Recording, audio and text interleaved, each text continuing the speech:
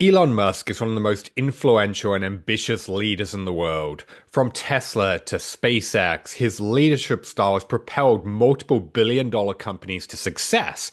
But what makes him such an effective leader?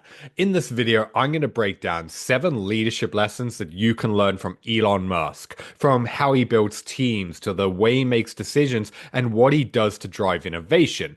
Lesson 7 is one of the most important, and it's also the area I see so many leaders struggle with, especially when it comes to delegation and getting their team to follow through. So make sure you watch this video all the way to the end so that you don't miss it.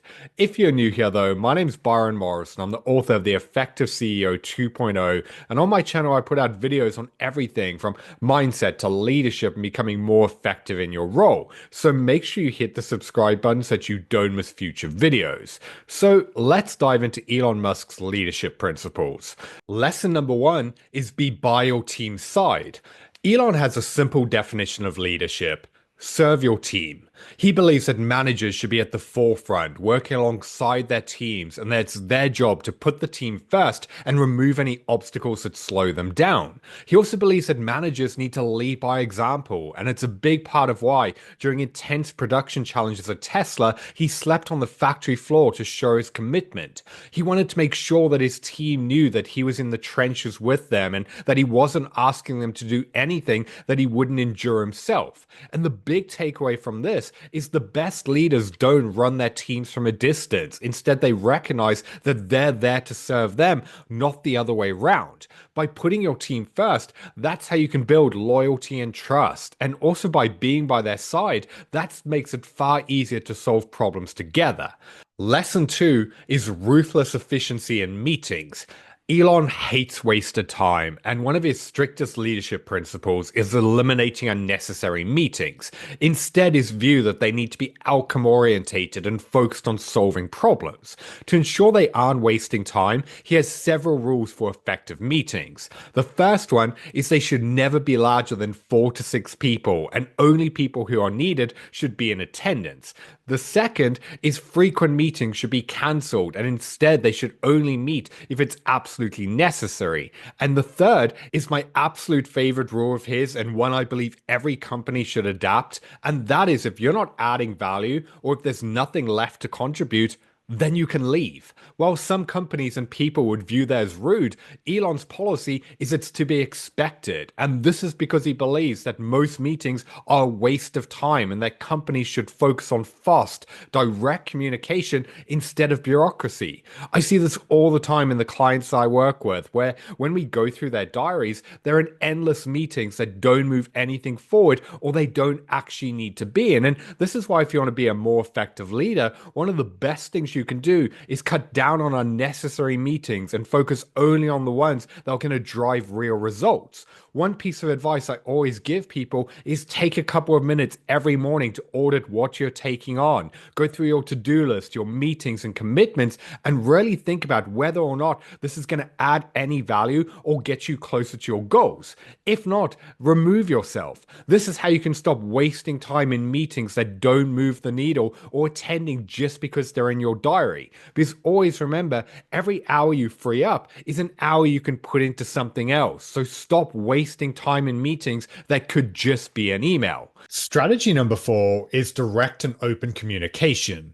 Elon demands clear and direct communication inside his companies, and he's made it clear that communication should travel via the shortest path necessary and not through unnecessary layers of management.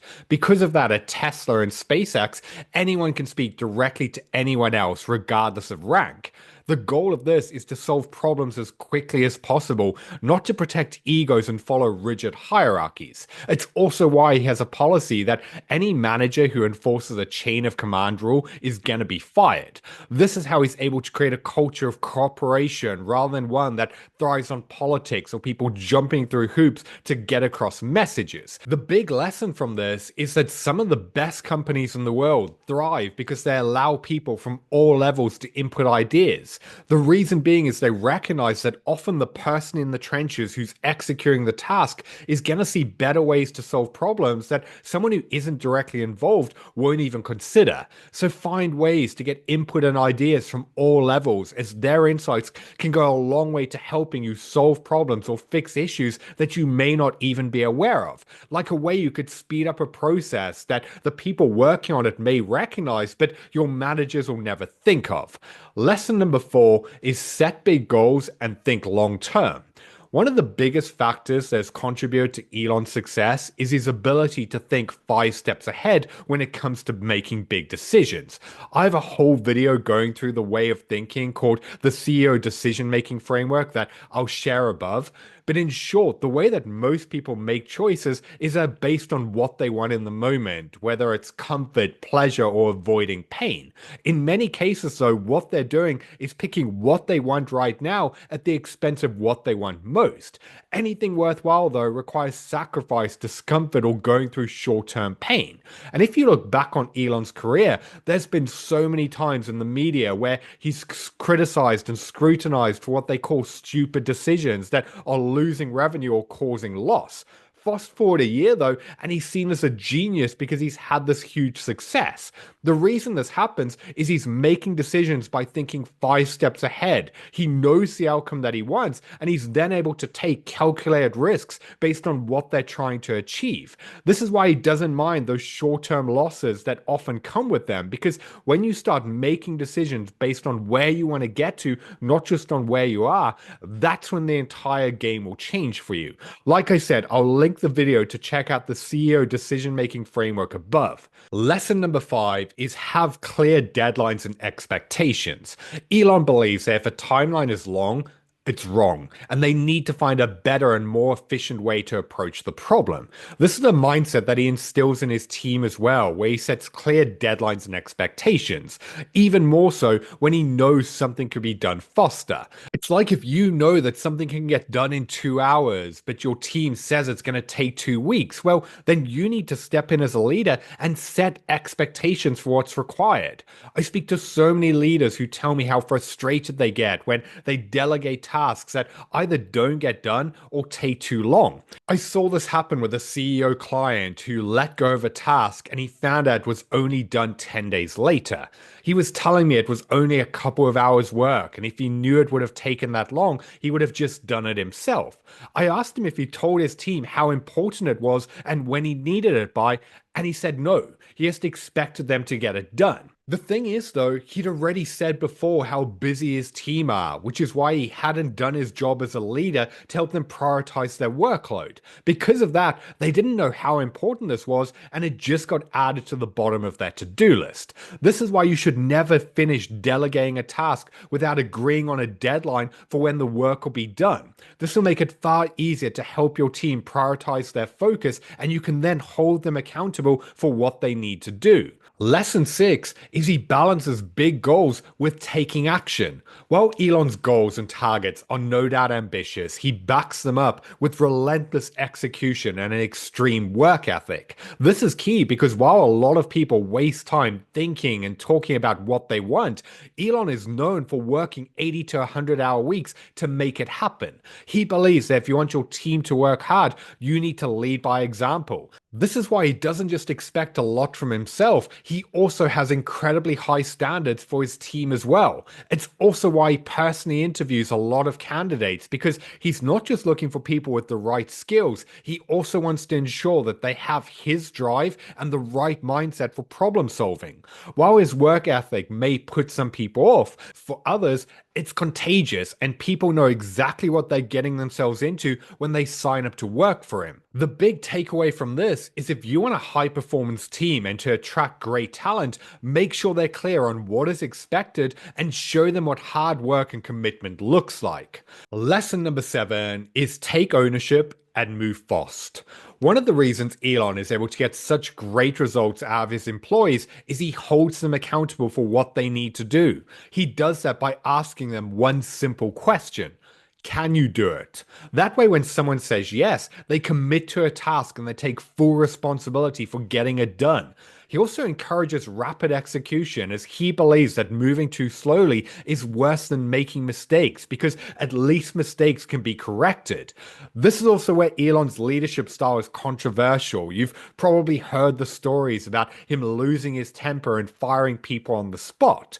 I work with a lot of CEOs who see leaders like this and they tell me they never want to be like them. And instead, they want to be the leader that people can turn to and look up to.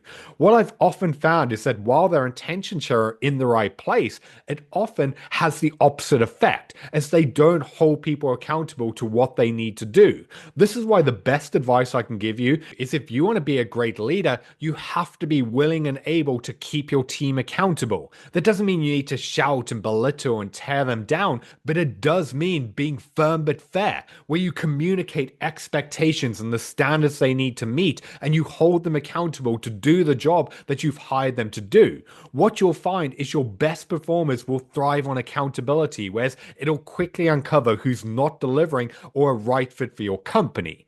So there you have it, 7 leadership lessons that you can learn from Elon Musk. His approach is bold, intense, and unconventional, but there's no denying it's also effective. Just to give you a quick recap, the key principles that he believes in are serving his team and leading by example, being ruthlessly efficient in communication and meetings, focusing on big picture thinking with ambition goals, having an extreme work ethic and rapid execution, setting expectations and holding people accountable. While not everyone can or even should work like Elon, there are plenty of lessons that you can apply to your own leadership development and journey. And as with many of these principles, you can mold and implement them around your own ideas and beliefs and the leadership style and culture you want to create. So based on all of this, I'd love to hear from you. Which of these leadership lessons stood out to you the most? And what's the one thing that you're going to implement in your own leadership approach?